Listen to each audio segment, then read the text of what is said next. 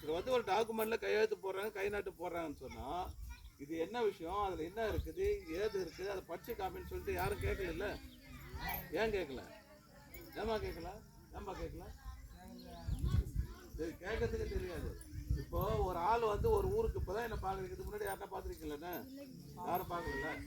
அப்போ புதுசாக ஒரு ஆளை பார்க்குறேன்னா நீங்கள் யார், இதில் கையெழுத்து வாங்குறீங்களா, உங்கள் பேர் என்ன, இதில் எதுக்காக வாங்குறீங்க, ஏன் வாங்குறீங்க அப்படின்னு கேட்கணும் இல்லையா? ஏன் எதுக்கு எப்படின்னு கேள்வி கேட்டால் தானே உங்களுக்கு விடை கிடைக்கும். ஏன் எதுக்குன்னு கேள்வி கேட்காது இருந்ததுனால தான் சுதந்திரம் வாங்கி 77 வருஷம் ஆகி இன்னமும் அதே இடத்துல இருக்கோம், பிறந்த இடத்துல இருக்கோம். நம்ம பாட்ட தலைமுறை போச்சு, பூட்ட தலைமுறை போச்சு, நம்ம தலைமுறை போச்சு, நம்ம பிள்ளைங்க தவிர அப்புறம் பேரன், கொள்ளு பேரன், எள்ளு பேரன் வரைக்கும் இப்படியே தான் நம்ம இருந்த இடத்துல தான் இருக்கணும். வந்தது தின்னு விதி வந்தால் செத்து போனோம். ஆனால் அரசாங்கம் சொல்லுது தாழ்த்தப்பட்ட பழங்குடியின மக்கள்